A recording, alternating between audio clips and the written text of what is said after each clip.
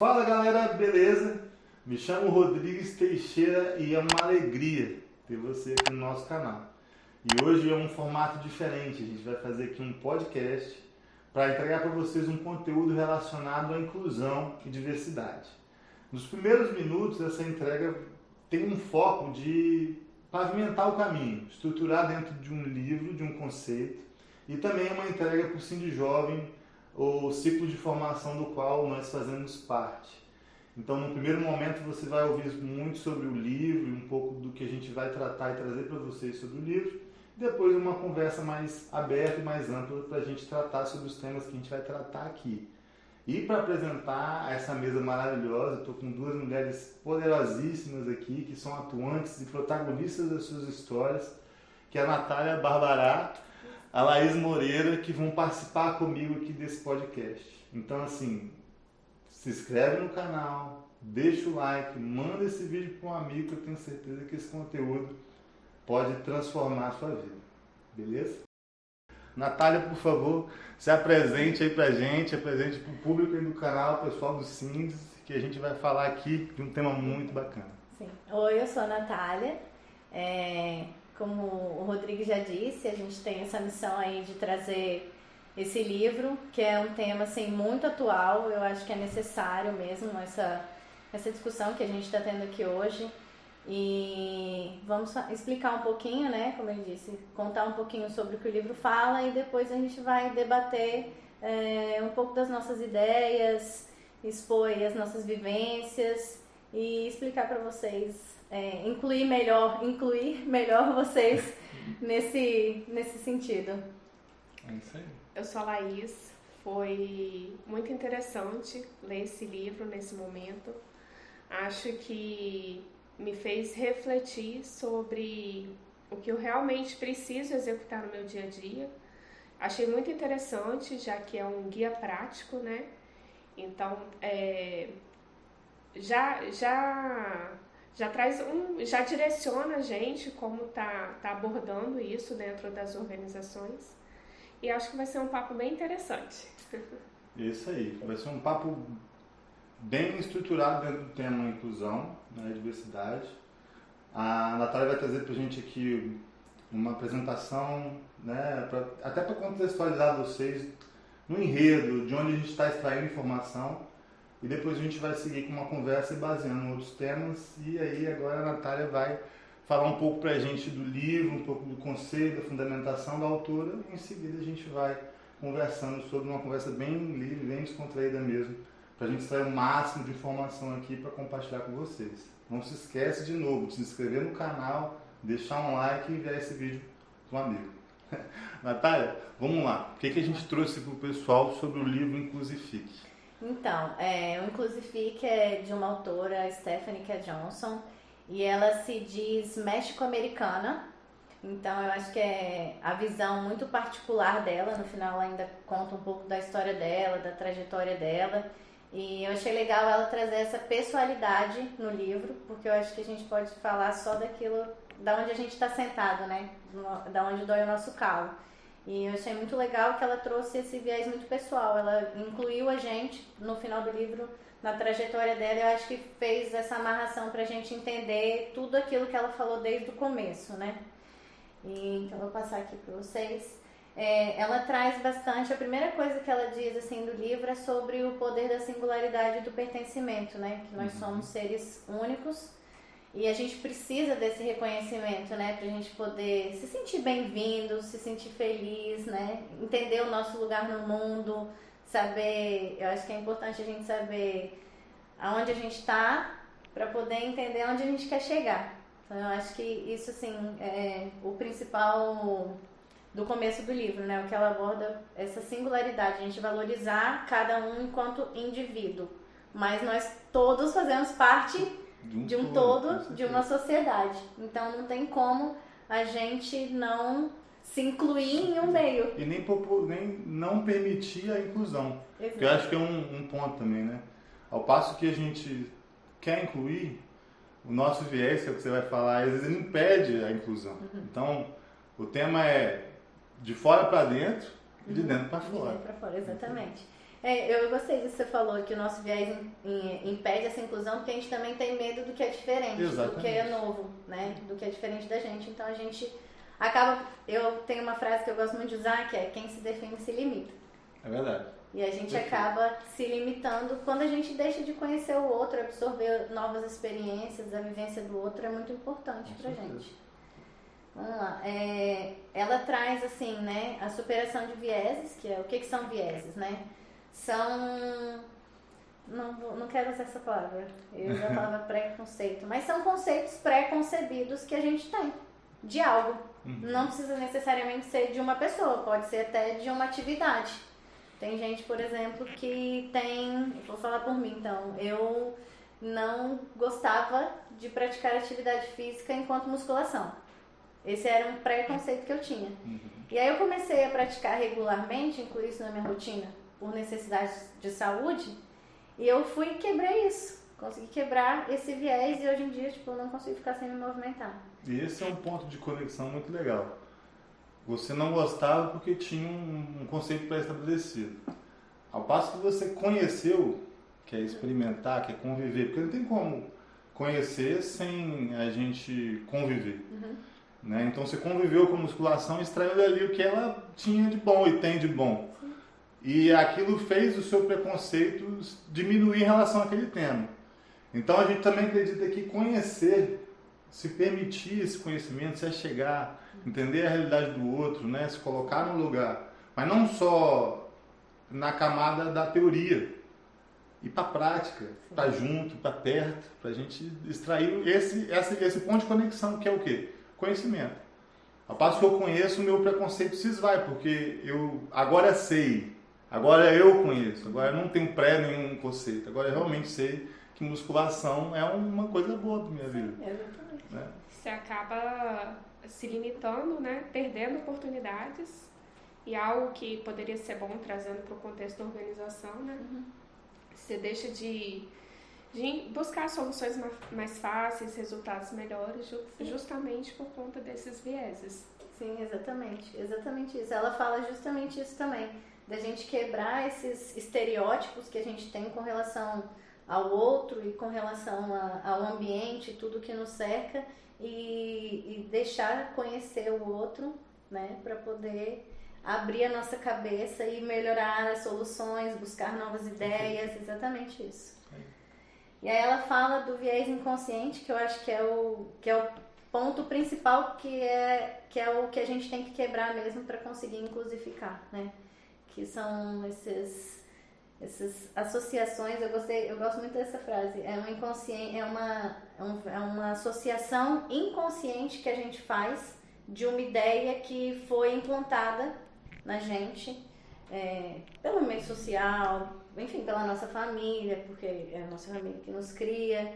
Então é isso que a gente às vezes acha que é o normal e talvez não seja, talvez seja, mas a gente precisa fazer esse questionamento. Eu acho que é o mais importante. E a gente até discutiu isso nas palestras que a gente teve lá, né, no ciclo, da importância de se questionar. Claro. De perguntar, será que eu estou correta mesmo no meu pensamento? Será que não é o outro? Tentar... Acho que a gente constrói muitos muros, né? Verdade. Quebrar esse muro e tentar enxergar o outro como um espelho. Sim. É verdade. E isso dá uma coisa que ela fala muito bem, que é o pertencimento. Que a partir do momento que você entende que algo é minimamente projetado para você, no sentido de respeitar a sua individualidade, você se achega aquilo. Você quer estar ali pertinho, você quer conviver com aquela verdade, ou com aquela empresa, com aquela pessoa, porque ela permitiu aquela conexão. E o viés inconsciente, ele justamente é inconsciente, inconsequente, e um monte de que a gente poderia dar para ele, que realmente está estruturado no nosso DNA social, né? Que infelizmente até pela distribuição social do mundo a gente criou isso, porque a gente nasceu aqui, estamos nessa plataforma, ao passo que nascemos a gente já está jogando game, e isso automaticamente dentro da gente faz gerar um monte de pré, pós, intra, verso de conceitos variados. E que a sociedade está evoluindo para robôs inteligentes e a gente ainda está num tema ainda muito, sei lá, antigo, pré-histórico da divisão humana, né? Então a gente acredita que esse viés inconsciente é o grande pilar de estruturação do preconceito, das ofensas, de toda a dinâmica que estrutura os pilares de relacionamento. Né? Tudo isso está muito associado ao viés inconsciente porque ele está ligado em canais muito rápidos e muito velozes do nosso cérebro. Né? A gente já associa muito rápido porque, normalmente, o que você falou, aquilo foi formatado ainda na infância. Eu achei interessante a sua colocação do questionar, porque nosso dia a dia é uma loucura. Então, assim, se a gente entrar no automático realmente, a gente acaba deixando se levar por esses vieses inconscientes. Então, assim, é sempre bom ligar a lanterninha e avaliar, né? Será que eu estou correto nessa condução? Eu gostei disso que você falou. É muito importante a gente praticar, não só pelos viés, até para melhorar enquanto ser humano, de maneira geral, essa autoavaliação, esse autoconhecimento. Tipo, eu acho que é muito importante. Tem até um tipo de líder que ela traz pra gente, já adiantando um pouco o spoiler aqui, que ela fala sobre isso, você fazer o seu mindset, você se questionar, né? Será que a minha personalidade está formada? Será que eu sei quem eu sou para poder entender o outro? Eu acho que ela traz esse questionamento que eu achei muito, muito bacana. Ela traz muita coisa, né, que a gente precisa discutir enquanto sociedade mesmo. Não só em termos de ambiente de trabalho, que o foco dela aqui são as empresas, né? Um ambiente de corporativo, né? Exatamente. Terceiro setor, como a gente lida com o cliente interno e o nosso cliente também, né? E o nosso cliente que é diverso, que ele é multiétnico, que ele tem diversos comportamentos e o mundo caminha para isso. Uma empresa estagnada nos velhos modais, ela consegue operar oferecendo soluções para esses clientes? Não consegue, né? Quase não tem como, porque ela não conversa com o cliente. Para a empresa entregar algo para alguém, ela precisa entender, que é o que você falou do conhecimento. Não tem como eu oferecer para um paciente se eu não o conhecer, se eu não o diagnosticar, se eu não o acompanhar. Se não tiver aquela troca, não né? Não tem jeito. Exatamente. É igual, eu gostei disso, igual com um psicólogo ou um médico, você tem que ter, eles até usam uma palavra que chama rapport. Rapport, na PNL também usa muito. É isso aí. Exatamente, para você ter aquela conexão que você sabe que não vai quebrar, que a pessoa confia plenamente em você, você sabe que a pessoa está ali entregue, e aí sim você consegue ter um resultado no tratamento. Se não tiver o rapport, você também não consegue. É quebrar essa barreira. O Cine está perdendo tempo, né? Eu acho que você só quer 10 minutos. Vamos adiantar aqui e a gente corre. Então vamos lá. Aí ela nos ensina como superar, a gente já falou aqui, que é se questionar, bloquear a atitude quando a gente vê que a atitude, conhecer, né, o que está errado, bloquear e contar. Esse contar eu entendi de várias formas. Esse contar é você se corrigir e também saber comunicar para o outro, que também é muito importante, porque não adianta só você mudar para você e guardar aquilo para você e falar assim, acabou. Até a questão de medir mesmo, né? Na organização eu tenho diversidade, tenho inclusão, mas em que níveis eu tenho isso acontecando? Exatamente, ela fala isso mesmo. Se você, não adianta você ter uma ideia, que é um tipo de líder que ela diz que é, não, porque agora a gente pode até passar aqui para os perfis de liderança, mas ela disse, eu vou até achar aqui, é o da cultura, que só trabalha com iguais. Sim. Que bota todo mundo no mesmo balaio dele e só aceita trabalhar com quem é igual a ele, não aceita a ideia diversa, né? Sim. E aí ela fala que a ação inclusificadora é promover a singularidade, aprendendo novas perspectivas. Sim. Sim. Aí ela fala um pouco dos perfis de liderança. A gente pode passar rapidamente aqui para vocês. É isso aí. Não tem ou a Raia lá, quem vai ler isso? Quem vai ouvir isso? Quem vai ler hoje em dia? Não sei. Quem estiver avaliando aí, eu tenho certeza que você vai ouvir os 40 minutos, 50 e vai estar gravado aqui. Mas vamos lá, vamos falar do perfil de liderança. Dá uma chance pra gente. Então, rapidamente aqui, ela cita, são cinco arquétipos, se eu não me engano. Acho que são 5. O meritocrático, que a base dele é o mérito. Mas como que a gente mensura o mérito? Como é que mensura isso? O mérito, porque é impossível, cada um parte de um lugar diferente. Verdade. Sim. Então essa é uma das características. E aí ao longo do livro ela dá exemplos, ela discorre como que a gente pode superar. Como você ser justo, dar oportunidade, não sabendo o caminho que cada um percorreu. Né? Aí ela fala até da avaliação anonimatizada. Isso. Né? Eu achei isso muito interessante. Você automatizar processos seletivos, avaliações, de forma onde você tem um anonimato. E isso já muda o resultado em testes, né, que foram feitos. Sim. Ela fala para traçar objetivos. Por exemplo, eu quero uma pessoa que seja muito boa em cálculo.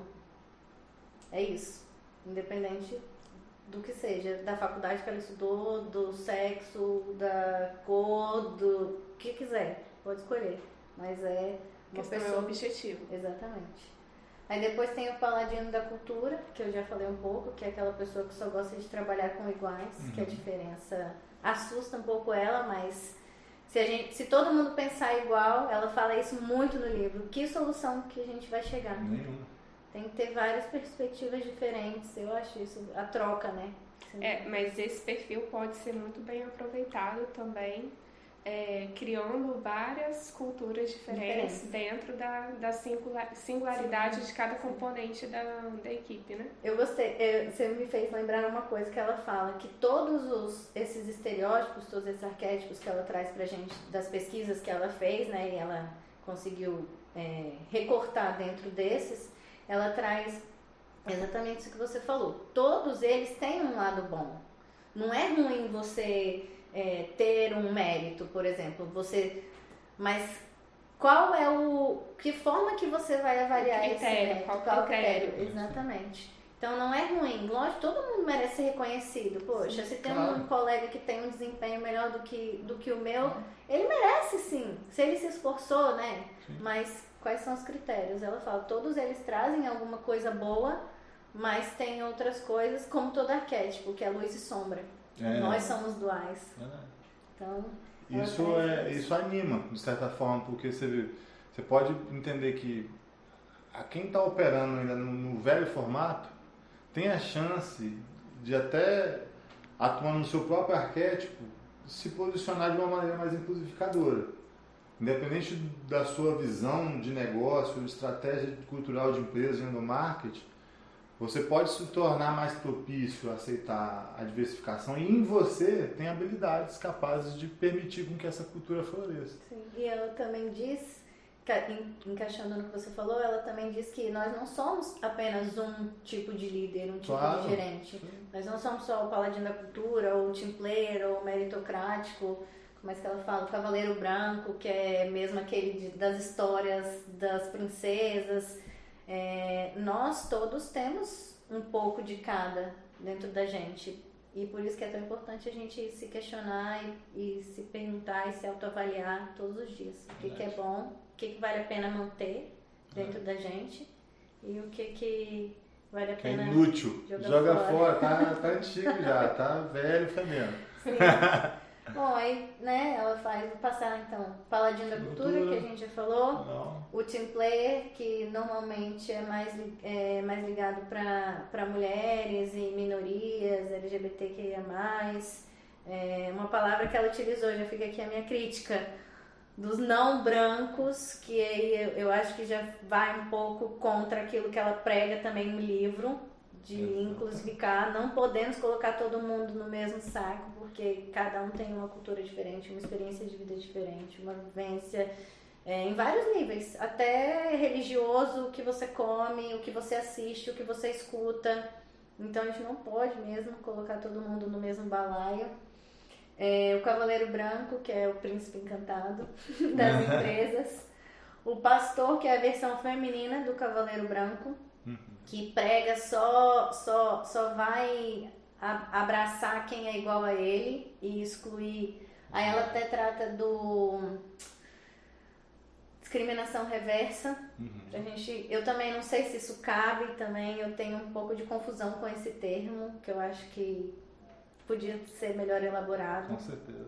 Mas eu também acho, assim, é óbvio que a união faz a força e as minorias elas acabam se unindo para poder chegar mais longe. Mas todo mundo precisa de todo mundo. Claro. Sim, tem essa. E o otimista, que ele tem ideias positivas, mas ele só bota em ação quando ele é forçado a... fazer. Vai, cara. Isso. Tipo a Princesa Isabel, que assinou a Lei Áurea porque era uma pressão que não tinha mais como esperar. O Brasil foi o último a fazer isso. Exatamente. E ela dá solução assim, né, para o caminho da inclusificação, que é muito importante. E eu acho que a gente podia falar sobre agora, né? O que ela entregou aqui nessa primeira parte, fica com vocês cinza aí, essa estruturação, ela deixou claro pra gente que existe um modelo, existe personas, existem arquétipos, existem estudos, existem empresas que já fazem a inclusão seu tema de válvula motriz ali do seu estilo de negócio, né? Então, temos empresas se destacando por essa postura, porque ao passo que eu tenho o respeito de inclusificar dentro da minha operação, eu uso a boa informação para oferecer ao mercado soluções que fazem realmente diferença, porque o meu design de produto, ele é trans. O meu cara do marketing, ele é negro, a minha líder, ela é mulher. Então, a gente começa a ter uma célula empresarial muito mais, com squads muito mais interdisciplinares, Sim. Porque eu consigo usar o poder, né, de cada um, poder cultural, de informação, de história, de estrutura, e faço com que a empresa entregue melhores produtos para o mercado, e não tem como operar numa empresa que não tenha isso. E é nesse caminho que a gente está indo. Então ela deixa claro que a gente tem um caminho, a gente tem passo a passo, e eu acredito que aqui, para essa mensagem central do livro, claro que vocês têm que ler, né? Vocês têm que ler o livro, por favor. Vale a pena muito, a editora Bem Virar. Stephanie K. Johnson, pesquisa sobre ela, um livro muito bom. A gente tem algumas ressalvas, alguns pontos, mas assim, em linhas gerais, ele abre luz para um entendimento mais denso dentro da sua organização do que precisa fazer. Eu tenho certeza Sim. que a sua empresa está atrasada. Uma palavra-chave que eu vi durante muitos momentos do livro é empatia. E eu acho que é a chave para a inclusificação. Perfeito. Eu ia jogar agora a provocação. Então a gente pode... Isso aí. Qual que é o seu perfil, né? Qual que é o seu perfil? Qual que é o meu perfil? Exatamente. O que a gente está falando? O que a gente está colaborando para essa estrutura funcionar? Então essa é a grande provocação que a gente quer deixar, né? Qual que é o viés inconsciente que você ainda trata com carinho, né? Ainda mantém aí com uma certa alimentação, né? Então assim, isso não é... Todo mundo tem, todo mundo tem que tratar, todo mundo precisa... Até mesmo você falou de um psicólogo, né? Eu acho que esse tipo de profissional pode te ajudar nessa jornada. Se abre com ele, fala, eu não quero ser mais racista, eu não quero ter mais essas piadas prontas, eu não quero desvalorizar o trabalho das mulheres, eu não quero mais ter medo de homossexuais, porque no fundo o que a gente percebe na manifestação de comportamento das pessoas que exercem todos os tipos de preconceito, no fundo é um pavor, é um medo. Inexplicável, mas que está ali e que precisa ser tratado. Tudo diferente, exatamente. Exatamente. Mas você tocou num assunto muito bom, que eu acho que falta muito aqui, agora vou falar a nível de Brasil. A gente não valoriza a saúde mental, nem um pouco. Não, verdade. A gente não valoriza nada da saúde mental, nada assim. A gente acha que terapia é coisa de doido, que não é necessário, e muito pelo contrário. Acho que se a gente quer viver em sociedade, pra gente não enlouquecer, precisamos. E é justamente um preconceito que eu lembro quando eu era moleque, tinha isso, né, da criança ir ao psicólogo. Eu praticamente tinha preconceito. Não, o psicólogo vai tratar, não sou doido. Porque eu recebi uma informação preconceituosa do trabalho do psicólogo. Era o meio que você estava inserido. Exatamente. Que pregava isso e você adotou e eu adotei como uma verdade. Quando eu fui ter contato com uma psicóloga, minha psicóloga foi tão fantástica que eu precisei de uma sessão. Eu olhei para ela, comecei a falar as coisas que eu tinha que falar, e aquela persona ali, naquela posição, te faz falar de coisas que você não fala com você mesmo. Sim. Então, assim, tem que ser um tratamento mental mesmo, de aperfeiçoamento da condição humana dentro da gente. Porque enquanto a gente estabelecer relações com nossos medos e nossos preconceitos, a gente vai ser aquém da nossa liderança, do nosso potencial de transformar negócios e pessoas. A gente vai ficar neutro em diversos aspectos, porque a gente vai precisar até mesmo de ter lugar de fala para falar do outro, do humano. Eu acho que a gente não tinha que ter isso. Sim. A gente tinha que falar dos temas com amor, sacou? Com perdão primeiro, porque aí a gente entende o manifesto, que é o que ela faz, né? E após que a gente entende, a gente sabe o que fazer. Sim. Porque a gente sabe o que aconteceu para aquilo estar assim, né? Então, eu acho que agora a gente pode ir nessa conversa aqui, eu trazendo essas questões. Eu acho que o livro, acho que até passou dos 20 minutos, dos 10 minutos que eles gostariam, mas não tem problema, qualquer coisa a gente edita lá, isso aí talvez eu não edite. É bom ter umas piadinhas também, porque aí prende a atenção do público, entendeu? Então, assim, agora a gente vai para uma pegada aqui de bate-papo mesmo. Acho que o livro é muito bacana, mas eu acho que a experiência de cada um aqui. A Natália Barbará morou na Europa um tempo, ela tem, como mulher empreendedora, mãe, tem muita coisa para falar para a gente sobre esses desafios. Eu acho que, além do livro, a gente quer também trazer essa visão nossa do tema. Eu acredito que vai ajudar também cada um. Eu só vou parar de ver se está gravando aqui, mas pode ir falando e vai gravando. Eu vou ver se está gravando o áudio, porque eu fiquei em dúvida agora. Aqui está gravando, deu 20 minutos Tá já, 29 minutos. Tá ótimo, eles vão continuar assistindo. Já deu para... Continua assistindo. É isso aí. O livro traz bastante o mundo corporativo, né? Mas para chegar no mundo corporativo, a gente tem uma história por trás, né? O Rodrigues trouxe aí o preconceito sobre a terapia, né? Então, eu acho assim, como a gente realmente ser agente de transformação. Não é só no ambiente de negócio. Então, eu acho que a gente tem que voltar um pouquinho, né? Eu tenho uma filha, né, de 4 anos, e por uma demanda até da escola, né, eu tive que iniciar a terapia com ela. Inicialmente para mim foi um choque, gente, né, porque ela tinha 3 anos, né, uma criança de 3 anos na terapia, e assim, se eu fechasse os olhos... Normal, pode...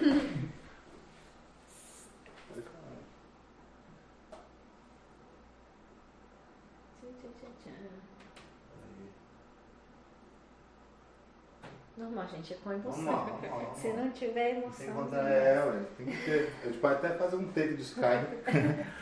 Se eu me deixasse levar pelos vieses, acho que vai ficar só aquela linha. Vamos deixar só aquela linha. Ela já pegou, talvez ela já... Dá um pau. Ela tá cansada, gente. Então, assim, eu perderia a oportunidade de trazer melhoria de vida para ela no contexto geral. Mas não, eu aceitei e eu vejo assim o quanto ela evoluiu com isso. Só fazendo um link aí na temática que você trouxe. Porque isso impede, né? Mesmo na infância a gente já começa a encarar um mundo e tudo é um desafio, né? Eu estava lendo um pouco sobre, não sou pai ainda, mas quero muito ser. A jornada da infância acontece de 1 aos 5 anos, no córtex pré-frontal e no hipotálamo, o armazenamento de muita coisa. O cérebro cérebro nessa época, na primeira infância, ele é tipo uma esponja. Uma esponja. Então, assim, eu lembro do cheiro da tia da escola.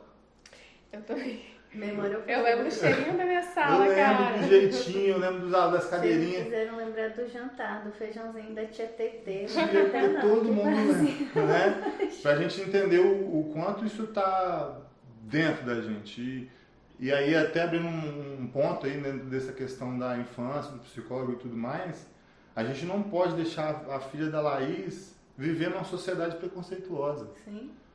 Olha o que ela já está tendo que encarar aos 3 e ela vai crescer. Se ela tiver que encarar os mesmos problemas sociais que a gente está tendo que encarar agora, mostrou que a gente foi ineficiente enquanto autores na sociedade. Sim, entendeu? verdade. Então a gente tem que realmente trazer esse ponto à mesa, porque ela, num mundo mais igual, com certeza vai desempenhar melhor a própria harmonia. Mas eu acho que ela já está muito mais à frente do que as Claro, outras só de estar pessoas, fazendo, exatamente. porque ela já está se autoconhecendo Exatamente, desde pequenininha. pequena, né? Pequenininha. E a gente traz dessa primeira infância muitas, aquilo que você falou de absorção, Rodrigues, a gente traz muita crença limitante, que é quando a gente chega e vira adulto, são esses vieses inconscientes, é aquilo que impede a gente de enxergar o outro, até de enxergar nós mesmos para melhorarmos. Principalmente a nós mesmos.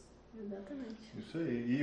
E uma coisa que está correlacionada a essa questão da Lana, da filha da Laís, também é a questão, por exemplo, é uma mãe que tem que trabalhar, que tem que fazer toda uma correria para funcionar o dia, a casa, e a filha, né, vai ser cuidada pela escola, pelo psicólogo, por toda uma estrutura, mas ainda assim eu tenho certeza que a Laís sofre indiretas de machismo, de coisas tipo, filho da mãe tem que cuidar, como assim? Não sei o que, entendeu? Nossa, mais 3 anos psicólogo. Nossa, mas não tem mais tipo, nada. aí já pensa assim, nossa, essa casa dela, misericórdia. Misericórdia. Porque associa a mulher onde colocaram ela dentro da casa, silenciada, com a cozinha. E aí vem mulheres que vêm desempenhando o seu papel na sociedade, mostrando como elas são mais capazes de diversos aspectos. Isso aí a ciência comprova. Somos iguais, mas aí, dentro da nossa pluralidade, se a gente usar a potência de cada um, a gente fica muito mais forte. As mulheres ainda têm que encarar a questão do machismo estrutural, que vem para agredir essa relação mesmo, né? Da mulher com o trabalho, da mulher com a sociedade, e principalmente nisso dos filhos, né? Sim. Que vem, assim, ainda a gente tem isso, né? Do filho tem que ser a mãe, o pai também, galera. Não pode, né? Não é assim, não. Uma coisa que eu Cada um gosto tem muito seu papel. É sua igual, isso aí. responsabilidade, Isso igual, aí. O que eu gosto muito é daquela questão de adulto funcional, né? Todos nós temos a mesma capacidade de fazer a mesma coisa. Sim. Eu sei pegar numa vassoura, mas o Rodrigo também sabe. Tem que saber, não isso é? aí, exatamente. Eu sei dobrar uma roupa. Tem que saber Tem que também, saber, isso todo mundo aí. tem que saber. Até por uma questão de sobrevivência. Claro, Sim. claro. E o que me afastava disso era o medo também, porque né, a gente cresceu nesse ambiente. Menino faz isso, menina faz aquilo. Quando a gente entende que isso é a maior idiotice da face da humanidade, da estrutura social da humanidade, a gente começa, eu tenho que encarar isso aí. E hoje eu lavo uma louça assim, feliz, boto meu som lá e vou cuidar da minha casa, porque é meu. Sim. também. Você tem um prazer nisso, um prazer né? A gente nisso. precisa encontrar esses Exatamente, prazeres, porque o dia a dia é tão corrido, tão louco, que se a gente não parar para cuidar dessas coisas, sem a carga preconceituosa que normalmente a gente traz, e ver na questão da utilidade mesmo, e trocar, fazer essa troca, Sim, né? A gente não consegue. Exatamente. Mas assim, você tem a opção também de não querer fazer, Tem, de não também. gostar, de não se identificar. Mas você vai criar outros meios, outras alternativas De para que isso colaborar. aconteça. Mas aí pra você entender que você também tem a opção de não fazer, não gosto, não quero fazer. Eu sou péssima de passar roupa, gente. Pensa. 2. Pensa, é uma coisa assim, que eu não consigo mesmo. Mas eu tentei e cheguei à conclusão de que eu não consigo, não tenho esse talento. Meu talento ficou todo na cozinha. E aquilo ali não é prioridade para você. Então, ponto, resolvido, tudo certo. Exatamente. A gente não, A gente também não tem que se cobrar, tem que ser bom em tudo, não. Mas sabe o que eu fiz? Eu comprei um steamer. Não, Ótimo, resolveu a tecnologia vem justamente para isso aí. Esse é a grande função, não é para substituir, é para transformar a criar alternativa. nossa alternativa. Exatamente. Você me fez pensar numa coisa que você falou de papéis, né? Da mulher ter determinados papéis impostos pela sociedade, tá, galera? Como a Laís falou, você não precisa fazer se você não quiser. Mas na minha profissão isso é muito um paradoxo, que eu sou formada em gastronomia, trabalho com cozinha, então normalmente a gente acredita que a cozinha é pra mulher, né? É um ambiente feminino, vai pilotar o fogão. Frase maravilhosa, mas eu também piloto carro, posso pilotar avião se eu quiser. Na minha casa, quem pilota a cozinha é meu esposo. Tá vendo? Laís maravilhosa, revolucionando a sociedade. É isso aí. Mas no meu ambiente profissional, ele é predominantemente masculino. Porque aí foi um viés inconsciente que foi criado quando eles estavam profissionalizando a cozinha. Na época da Revolução Industrial, que eles criaram todo esse molde de cozinha que a gente tem hoje dos restaurantes, que é igual no mundo todo, foi baseado no militarismo. Quem é militar? Na época da Revolução Industrial, ainda nem tinha energia elétrica, estamos falando de carvão, Revolução Industrial, mas na época do carvão. O militarismo é masculino, então eles acabaram criando esse paradoxo que para mim não faz o menor sentido. Se a cozinha é um ambiente feminino, por que a cozinha profissional tem que ser masculino? Tem que ser masculino, exatamente. E isso é uma coisa que me faz pensar muito, me faz questionar muito, porque não faz sentido. Então, esse viés não faz sentido. Não. É um paradoxo. Sim. Total. Mas assim, não que eu gosto também de cozinhar, mas ele prefere e eu dou essa liberdade, assim, mas tem momentos que quem assume sou eu. Porque é isso, é compartilhar. Tem gente que gosta mais de fazer uma coisa e pode fazer aquilo, é mais prazeroso. E por que não? É verdade. E muito disso que a gente está falando aqui, desses viés da cozinha, da estrutura social, familiar, eu sempre trago para a história. Eu sempre puxo para os velhos acontecimentos, porque na minha visão foram eles que formataram o nosso modelo de sociedade. E o Brasil, aí falando do tema inclusão, ele foi o último país a tomar uma decisão muito importante para a economia do Brasil de uma forma geral. E essa decisão foi tomada de uma maneira muito aquém de uma política realmente que impactasse socialmente. Sim. Eu estou falando da abolição da escravidão. O nosso modelo econômico sempre foi muito estruturado nessas oligarquias que dependiam demais e demasiadamente dos escravos. Então o Brasil acelerou a importação de escravos vindos da Costa do Marfim, de Gana, de várias regiões da África, e a população brasileira se formatou desformada. Pessoas imigrantes, né, portugueses, italianos, né, de várias diásporas do mundo, porque no Brasil a gente abriga e abrigou muitos refugiados de guerra, porque o mundo é mau tem muito tempo. Então o Brasil se formou essa joia, na minha visão, essa joia que é um país extremamente aquecido na sua composição geográfica, um país que você tem acesso a muita coisa boa, a um clima agradável, uma terra onde você planta, ela nasce, onde você estrutura algo, ela consegue entregar. A gente tem pontos logísticos de operação muito bacanas.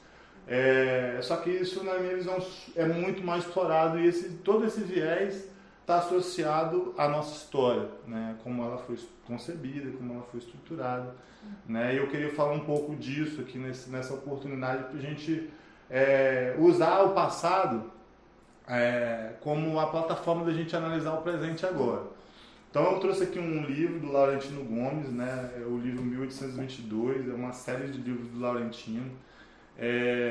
Dispensa comentários, mas eu vou ler aqui alguns trechos só para a gente, e vai solidificar um pouco não, bastante essa questão do viés inconsciente, de como isso nasceu, de como isso foi estruturado. E aí, em cima disso, a gente vai debatendo aqui esse ponto que deixou o Brasil tão lento nas transformações de negócios, de sociais, e que deixa o Brasil hoje lento nas transformações tecnológicas e de novos negócios. Porque um país que não compreende a sua diversidade é um país improdutivo. Sim. Não tem jeito, né? E criou até um abismo social gigantesco. Que eu nem sei quantos anos serão necessários para a gente diminuir. É assustador. Então, assim, eu acredito que a solução existe, sim, metodologia existe, mas demanda...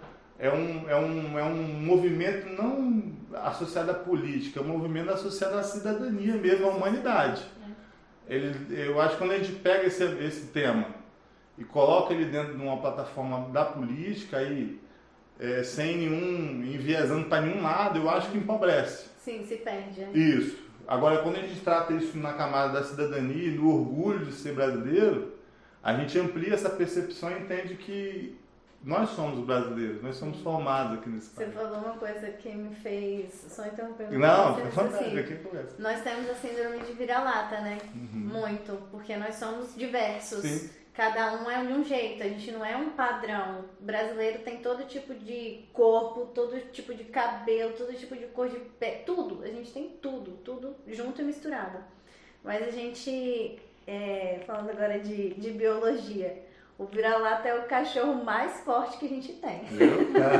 Com certeza. Então, é isso aí, o mais protegido porque ele tem...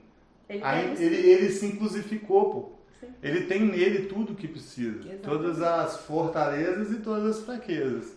E ao passo que ele se fortaleceu, ele diminuiu as fraquezas dele também. Então é muito mais resistente, é muito mais produtivo. Eu digo mais, é muito mais fiel, porque às vezes você pega um vira-lata, eles encaram coisas gigantescas, né? Eles salvam donos por aí. Então, assim, se somos vira-latas, no conceito europeu de pensar, sejamos esses vira-latas resistentes, né?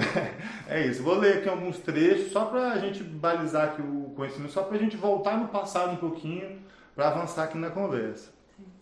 Em 1814... 8 anos antes da independência, o Corpo do Comércio de Salvador, entidade que é representada por homens mais ricos da capital baiana, encaminhou ao príncipe regente Dom João um documento com tom predominatório.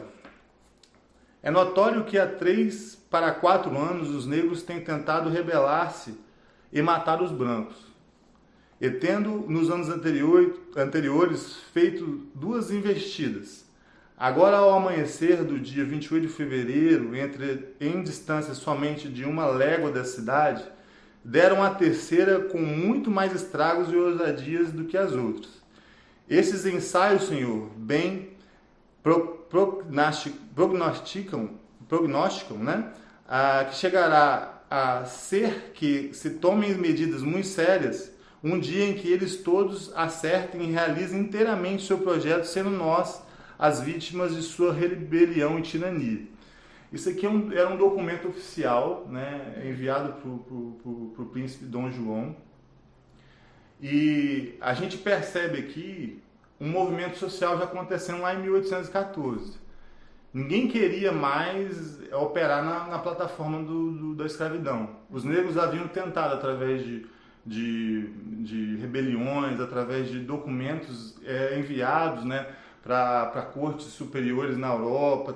Eles tentaram. O tema inclusão para os negros tem acontecido ao longo da história de uma forma muito potente, né? Mas a gente vê que a própria instituição Estado, ela tinha medo dessa revolução, ela tinha medo dessa aproximação, que também é paralelo ao que a gente viu aqui, o medo, o grande motor de exclusão. Sim. Eu vou ler mais um trechinho aqui só para a gente contextualizar melhor um pouco do que eu estou falando. Mais tarde, né, em 1823, Maria Bárbara Garcês Pinto, dona de escravos no Recôncavo Baiano, escreveu ao marido que encontrava-se em Portugal, dizendo-se escandalizada com as notícias de que os negros da região tinham encaminhado petições às cortes de Lisboa reivindicando a liberdade. A criolada da cachoeira fez requerimentos para serem livres. Em outras palavras, os escravos nascidos no Brasil ousavam pedir organizadamente liberdade. Ousavam. Estão tolos, mas o chicote trata-se. Isso foi que ano? Isso aqui foi 1823. Então a gente está em 2022. 22. Eu cheguei tem 8 meses de Portugal, estava morando lá, morei lá 3 anos, e esse discurso continua igual.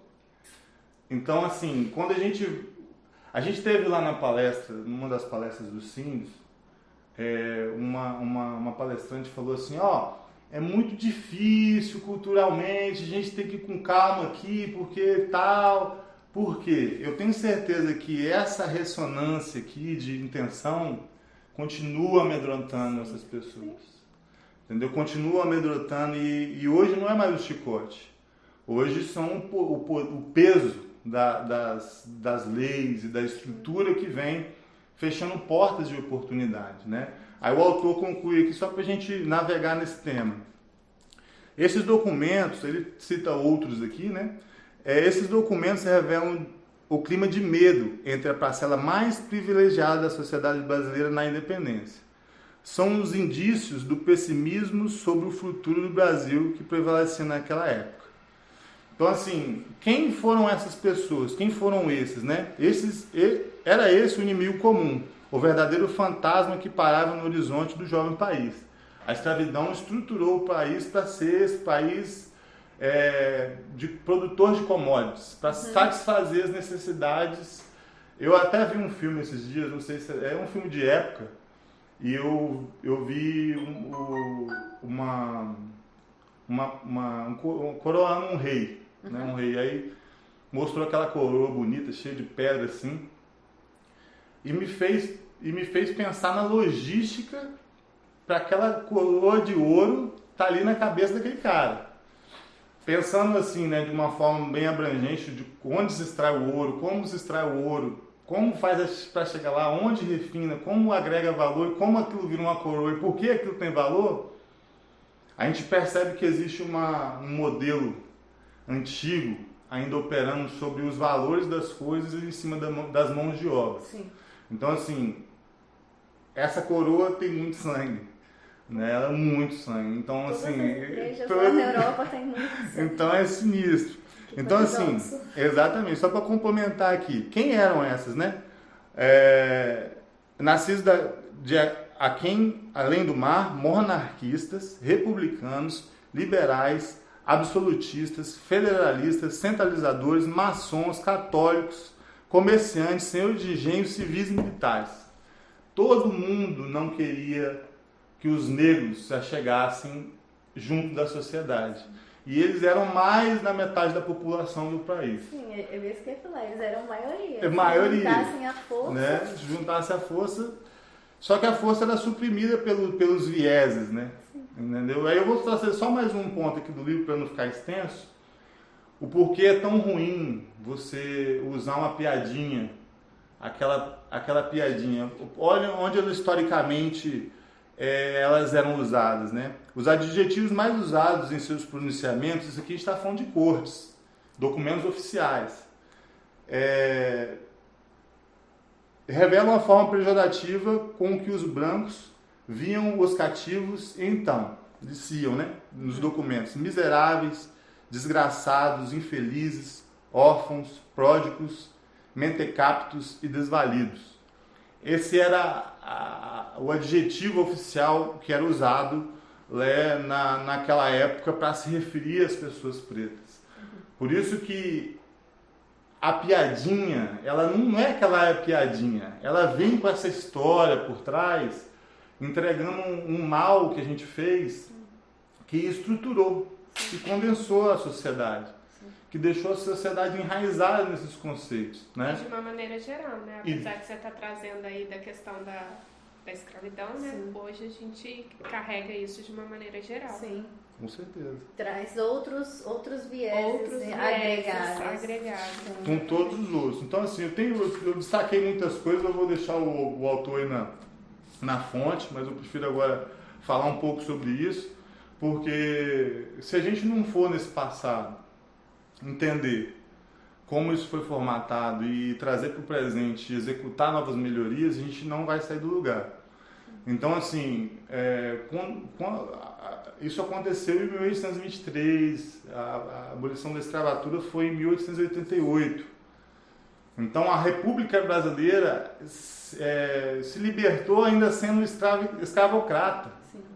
De milhões e milhões e milhões de pessoas que foram deixadas aqui à margem da sociedade, sem a condição de estudar, de ser recebido, inclusificado na sociedade e pior, né? Os documentos que ainda existiam foram todos queimados, né? E perdeu-se também a história. Sim. E um povo sem história é um povo sem presente, cara.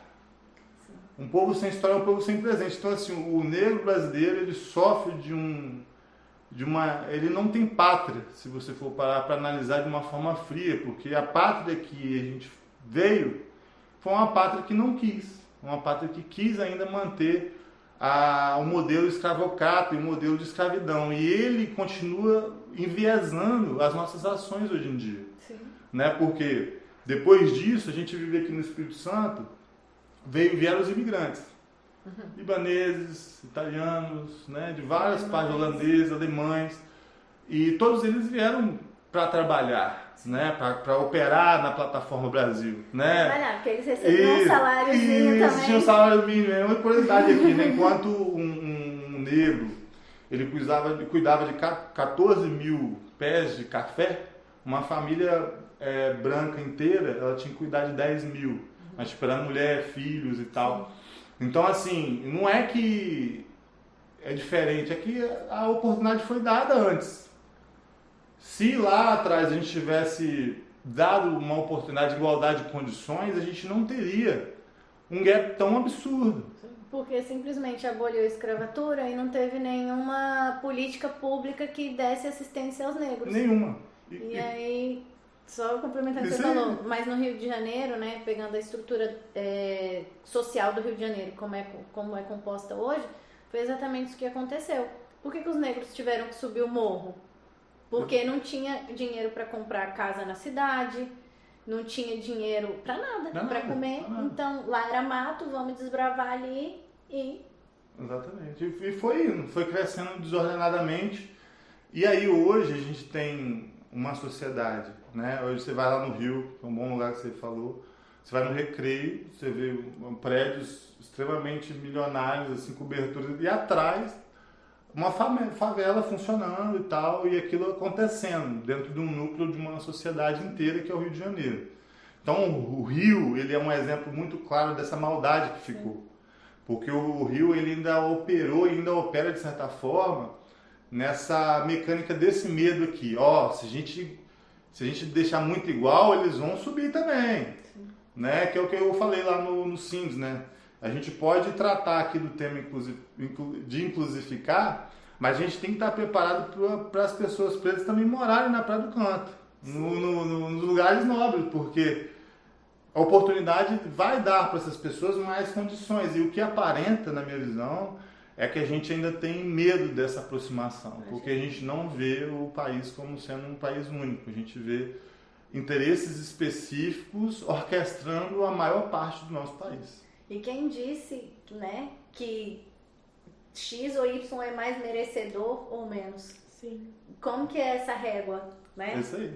E se a gente puxar um pouco mais atrás, um pouco ainda, em 1808, quando veio Dom João para cá, fugido de Napoleão, ele abandonou Portugal ficou sem líder, ficou um povo sem rumo. Sim. Ele quebrou Portugal na vinda dele para cá e veio para cá, esteve aqui, e aí Carlota Joaquina é uma persona que mostra também como essa sociedade não aceita as mulheres visionárias. Sim. Né? Porque ela, enfim, isso é tema para outros temas, né? Mas o que a gente identifica na persona do Dom João é um ser medroso. Sim, cheio de milindres e tal, e foi ele que assinou os primeiros tratados que são mantidos até hoje.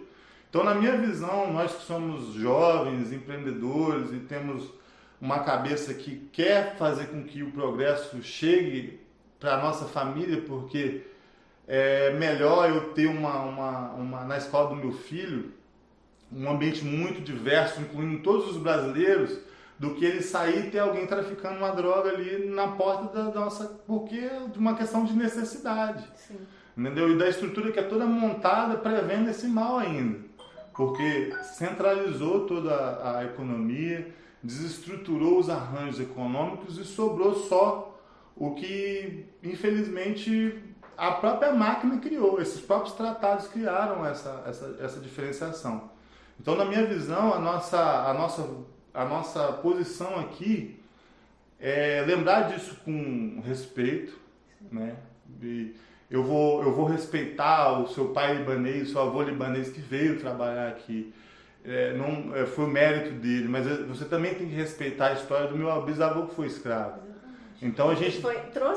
Trouxeram ele, coitado, sem ele nem querer, entendeu? Então aconteceu isso aqui, isso tem 200 anos, pouquinho tempo. Exatamente. Então assim, nós na qualidade de jovens que tem nova visão, o nosso tema aqui é perdoar isso. Sim. Perdoar e conectar de novo as nossas diferenças. Sim. Porque senão o Brasil vai continuar sendo esse lugar de mais do mesmo. Sim. Dessas diferenças. Então, assim, a gente tem que tratar com seriedade o tema. E na história, porque a história guarda muita informação acerca disso. Sim. Aí, com o apoio de lideranças e metodologias, tratar do tema, mas não pode ser cheio de tato, raso. A gente tem que abrir a porta da oportunidade agora, ontem. Eu até costumo falar assim, se a gente transforma o Brasil, vamos supor que a gente deixasse esse Brasil aí velho morrer e criasse um novo. E esse novo colocasse uma escola de empreendedorismo em cada favela, uma escola de desenvolvimento de sistema em cada favela, abrisse de fato a oportunidade para as pessoas se chegarem e terem esse conhecimento, mudasse um pouquinho o modelo de educação do tecnicista para tentar acelerar um pouco essa jornada, já visto que a gente tem técnicas muito mais avançadas de ensino do que a gente tinha antes, então admitir que um online chegou e usar isso para o bem, desnivelar o Brasil no sentido de desigualdade e nivelar ele no sentido de igualdade. Sim. Quando a gente fizer isso, a gente abre potencial econômico para o país. Com certeza. Entendeu? Porque aí a gente começa, por exemplo, ter um grande celeiro de desenvolvimento de aplicativos, desenvolvimento de arte, desenvolvimento de negócio, desenvolvimento de ideias, desenvolvimento de agronegócio, desenvolvimento de tecnologias, porque a gente já se destaca por elas. E se a gente permitir um ambiente mais inclusificador nesse sentido e tirar essa pressão negativa que a sociedade ainda opera, a gente solta o país. Hoje eu escuto muitas empresas falarem sobre a dificuldade de contratar, né? Sim. Uhum. Só que olha a população que a gente tem aí. Será que realmente... Será que é dificuldade de contratar? A dificuldade é encontrar pessoas ou inclusificar? Ou eles colocam muitas barreiras. Exatamente. Muitos... precisa ter isso, precisa ter isso, precisa ter isso, precisa ter aquilo. E não contam outras coisas que eu acho, força de vontade, o desejo da pessoa de querer trabalhar para poder até ter uma oportunidade de ganhar mais, de mudar a sua condição social, a sua vida. E, consequentemente, transformar de outros, né? Exatamente. Eu acho que é uma cadeia. Assim. Com certeza. E, assim, foi incrível ouvir essa história aí. Obrigada por compartilhar. Eu não sou do time fã de história, mas acabei ficando encantada aqui. E eu acho, assim, faz total sentido trazendo para o ambiente de negócios que eu convivo, entendeu? Isso. Realmente é fato. Esses fantasmas, tudo, a gente carrega. E são realmente, são vieses. E o quanto é importante a gente estar consciente disso. Isso aí. Né? E a sociedade determinou novas necessidades ao longo desse tempo. Sim. Hoje é tão esquisito tratar de racismo ainda, pra mim, assim, eu achei que quando eu era moleque, eu achei que não ia ter no futuro. Sim. Eu sinceramente achei isso, porque eu já sofri essas questões, mas meu pai sempre me posicionou muito, muito protagonista, então isso nunca internalizou na minha autoestima, que é o grande gap aí do racismo, que deixa a autoestima suprimida, e o suprimir a autoestima é suprimir toda a vida. Ela até fala, a Stephanie até fala isso no livro de você negar Isso. a sua cultura, quem você é, a sua essência. Por exemplo, a gente vê muito que ela fala, ela usa o exemplo de pessoas pretas alisando o cabelo, Exatamente. vestindo uma pele que não é Isso aí, dela. Não é dela. Simplesmente pelo que Pra ser Porque pela eugenia, pela a questão. sociedade Isso aí. Porque eu até brinco, né? Quem falou que gente preta é feio?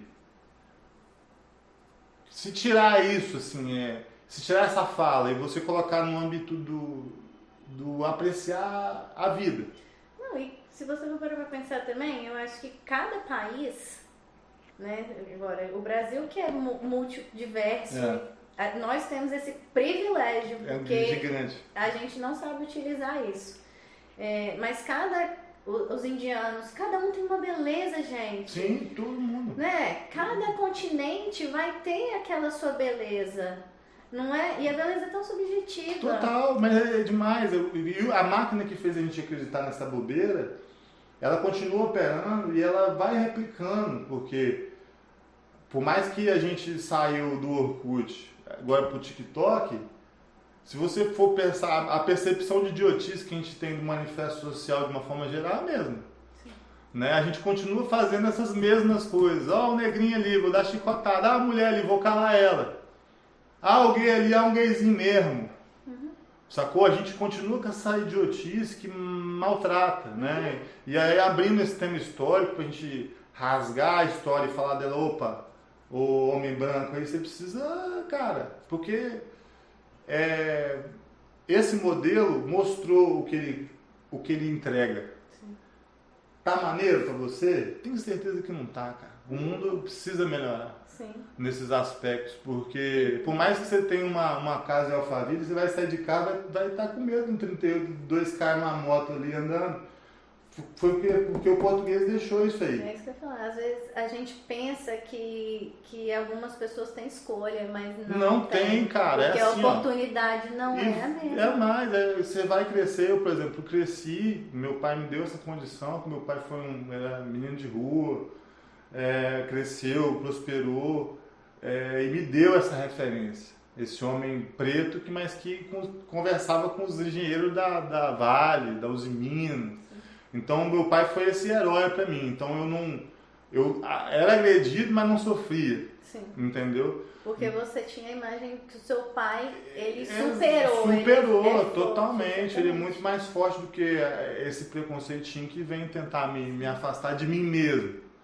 Né? E aí, abrindo isso para um paralelo mais amplo, a sociedade, de uma forma geral, ela está carente dessas questões e a gente precisa também tratar, por exemplo, do tema mulher. A mulher foi, assim, igual as pessoas pretas aqui no contexto que a gente vive, se a gente for botar a humanidade, isso mudou. Sim. Porque o termo escravo, né, vem de eslavo, que né, era pessoas brancas. Uhum. Então, na origem, em algum momento da história da humanidade, a gente se escravizou. Por isso que eu não fico na neura de tentar trazer para esse tema uma raiva. Uhum. Eu já trago perdão antes porque dentro da nossa consciência aqui, a gente já errou todos os erros possíveis e imaginários. A gente não é especial e diferente de ninguém. A gente só tem que aceitar a realidade, a condição que a gente viveu, vive, viverá, e preocupar com a filha da Laís, a Alana, pro futuro dela. Porque a gente já tá aqui nessa merda, né?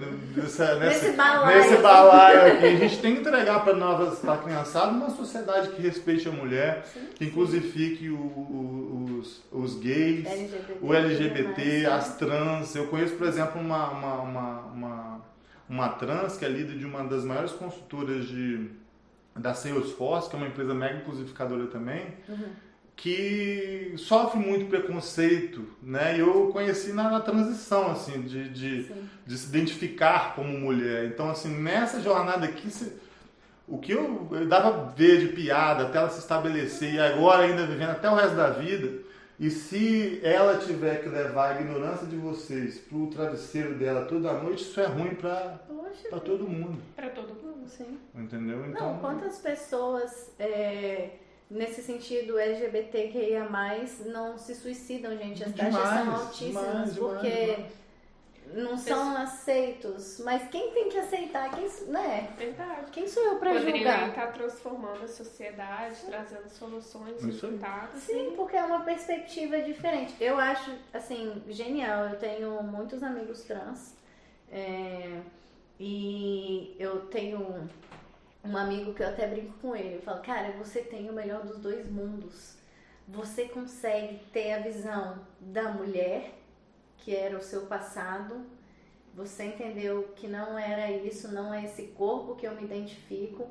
E aí você transformou isso e você agora tem a visão do lado masculino. Cara, que privilégio é isso. Eu queria poder ter Claro, essa liberdade sim, de sim, entender os dois lados. Porque eu realmente, às vezes, não consigo me colocar num lugar de homem.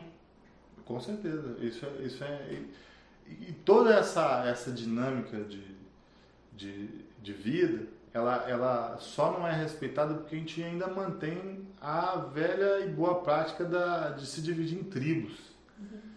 E aí, se a gente for criticar a sociedade ainda anterior a isso tudo, a gente não tinha que ter criado espada, nem fuzil, Sim. nem granada. A gente é jardineiro, cara. É verdade. A gente foi feito para cuidar das coisas, o homem da mulher, a mulher do homem juntos no mesmo foco, Sim. ter filhos, cuidar da natureza. Se você for olhar o projeto Homem como sendo um projeto inicial ali, é só analisar. Não era pra gente fazer míssil. Pegar os recursos, urânio, enriquecer. Pra que enriquecer urânio, cara? É pra que eu quero acabar com Pra que aquilo eu vou jogar um míssil lá e isso ser algo estranho e é tenso falar disso porque está acontecendo de novo e de novo e de novo. Por quê? A gente perdeu o senso de se igualar e é um planeta só para todo mundo. E falando só desse tema aí que eu achei importante, você falou sobre suicídio, o Instituto Luiz Gama fez um estudo, uma pesquisa e os jovens negros eles têm 45% a mais de chance de serem levados a essa atitude, a esse fato de se suicidar. Porque a gente viu que a história chicoteou, sem usar um termo muito maneiro, e continua chicoteando e a gente não vê uma solução, sacou? E isso é triste.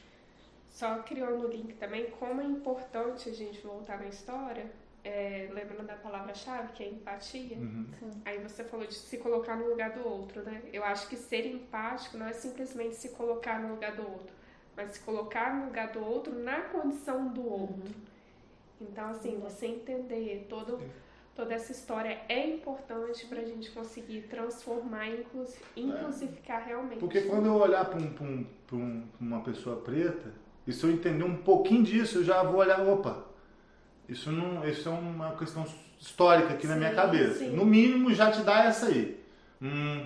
Isso é história. E tudo bem, se essa pessoa está armada ou não, se está mal vestida ou não, aí cada caso é um caso. Eu também vou ter medo, 2 caras na moto. Não é? Isso é bobo falar porque a gente vive nessa sociedade. Mas manifestar esse comportamento de não inclusificação é operar com a mesma máquina.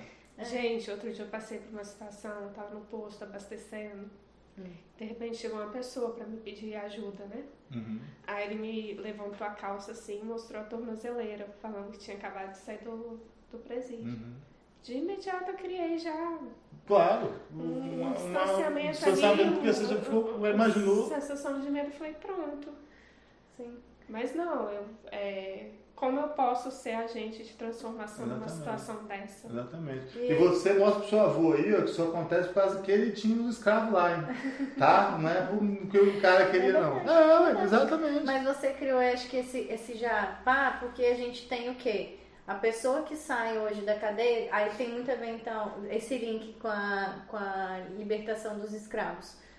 Que política de ajuda a gente tem hoje para uma pessoa que sai da cadeia? Nada. Falta muita política pública. Exatamente. Aí a gente sabe que o quê? A gente já fica com medo porque a pessoa acabou de sair da cadeia, a gente sabe que aquela pessoa não vai ser incluída na sociedade, ela não vai arrumar um emprego legal. ela não vai ser integrada, ela não vai ser Vai inclusificada. retomar o ciclo. Não, Exatamente. e numa cadeia que só para quem? Tá provado que cadê a lei do rap? Cadê essa galera sem querer fazer críticas a instituições, né? Mas a sensação que a gente tem em termos de justiça é que ela é injusta. Que ela é seletiva, que ela é cega, que ela é... Por exemplo, o que esse cara... Qual que é o ciclo de um presidiário? Ele, vamos supor, foi pego no tráfico ou no maconha. Levou ele para lá. Lá ele vai ter contato com diversos outros crimes. E ele vai sair de lá como? E que sociedade que está esperando esse cara para voltar? E o porquê que ele foi parar lá? Eu acho que no porquê, que se a gente matar aqui esse porquê, a gente começa a diminuir esse lance. E aí, com isso, vem todo um estudo aí de reconfigurar o nosso Código Penal e tal, que é tema para que volta outro naquela podcast. questão da negação também, Sim. né? Quando você nega, automaticamente você exclui. A pessoa Isso aí. não se sente pertencente é aquele ciclo. Ela não tem pertencimento nem singularidade. Exatamente. E é uma necessidade, né? Sim. Necessidade básica Aí a gente voltou lá do no ser começo. humano. É verdade. É isso aí. Gente, assim, o tema é rico. Nossa. Eu acho que esse vai ser o primeiro de vários, Por favor. né, que a gente vai fazer. Mas eu acho que a gente já pode ir pensando assim, em já deixar para as pessoas, cada um aqui, uma palavra, assim, porque a gente precisa urgentemente de tratar isso, assim, de uma forma muito densa. Isso não é política, isso é nosso. Sim, é social. Nosso, social. A gente acordar de manhã na segunda... Imagina, se a gente acordasse de manhã na segunda-feira, isso simplesmente acabou. A gente conseguiu não ser mais racista, mais homofóbico, mais machista. A gente começou a respeitar o direito da mulher, o direito do diferente, do imigrante, do preto, de todas as pessoas. Não precisa mais de lugar de fala, não precisa mais tato para fazer nada. Todo mundo em igualdade de condições tem as mesmas oportunidades. O meu e o seu filho estudam na mesma escola, são amigos e vão abrir uma empresa junto no futuro. É o que eu sonho. Sim. Só que a gente sabe que segunda-feira isso não vai acontecer. Exatamente. A gente vai estar no mesmo país, no mesmo planeta, com as mesmas dores. Mas eu acho que a gente pode deixar para as pessoas aqui, você que viveu lá na Europa um tempo, né, a Laís também, vamos deixar essa última provocação final para deixar esse dever de casa com o professor aqui, porque é muito bom levar para dentro da gente e olhar para a gente, né, qual que é o seu perfil, qual é o seu perfil, né? Então, O que você pode fazer para ser um inclusificador, né? Exatamente. Quem quer começar? Acho que é a Laís, né? Começa a dar Gente, eu vou começar com a empatia, já falei. Eu acho que, assim, no meu dia a dia, na minha experiência, é uma coisa que eu já usei e uso. Eu acho que, assim, faz a diferença. Eu acho que realmente traz a inclusificação. Sim. Empatia. Eu não tenho para onde fugir. Eu vou falar educação. Educação, porque eu lembro que a Cris Samolini falou no Day One, que ela falou que a educação é a chave para transformar, né? E é isso, eu acho que o Brasil falta muito isso, assim, principalmente política de educação. Dar chance igual para todo mundo, lá na educação, lá na pré-escola, todo mundo aprendendo as mesmas coisas, na mesma qualidade de educação. Eu acho que isso é essencial até para discutir esses temas, as pessoas terem essa capacidade de ter empatia também, porque você só aprende... Você desenvolve, né? Exatamente, acho que é educação. É isso, eu concordo com as duas e vou falar com as duas. Empatia e educação. Eu tenho certeza que são os únicos caminhos que a gente consegue avançar. Porque ao passo que eu tenho a empatia, eu me aproximo, e ao passo que eu educo, eu igualo. Mas é uma igualdade do bem, porque é uma igualdade de conhecimento. Sim. Sacou? É uma igualdade que... Igualdade de direitos. De direitos, de anseios, de você... Eu confessando aqui, às vezes eu vou parar num lugar assim e às vezes eu falo, pô, cara, eu não posso fazer. Às vezes eu vejo, às vezes eu atravesso a rua, a pessoa não tem medo de mim, porque a gente quer evitar esse contato, esse confronto. E tem hora que dá pra ver que ele vai acontecer pela experiência, porque já aconteceu várias vezes. Mas a provocação é essa, empatia e educação são as formas são as ferramentas que vão ajudar a gente a navegar nesse oceano de incertezas, que é essa transformação social. Mas o que a história traz pra gente é que esse modelo não funciona, ele não vai entregar uma sociedade melhor pra gente, a gente precisa mudar isso ontem. Beleza? Então a gente vai encerrando por aqui. Obrigado aí, Eu que agradeço. Natália, obrigado, Obrigada. Laís. Obrigadão mesmo, a gente vai estar junto em outros conteúdos. Não se esquece de novo de se inscrever no canal, comentar embaixo o que você acha sobre o tema e seguir a Laís e a Natália nas suas redes sociais e acompanhar, que eu tenho certeza que elas vão contribuir muito para a empatia e para a educação de vocês. Beleza? Meninas, brigadão. Mulheres Obrigada. incríveis aqui na conversa. Valeu, tamo junto. Beijo, beijo, pão de queijo.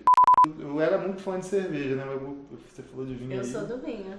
Eu sou do vinho, cara. Eu não tô começando na carreira agora, mas é uma bebida que ela é espiritual, né, cara? O vinho, ele tem outra... Ele tem muito significado. Muito. Na- Até o processo.